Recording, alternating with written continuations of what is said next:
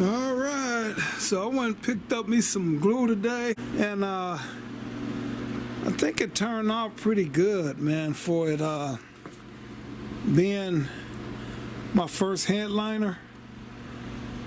But it's got a wrinkle right there.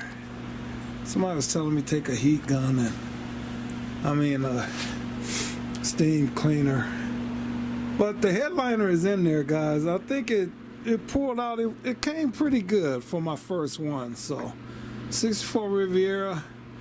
I still got a few, bolts to put in the back chrome back there, but the headliner is in there. It's in there pretty good, guys. For it being my first one, I'm not gonna cry at all. All right.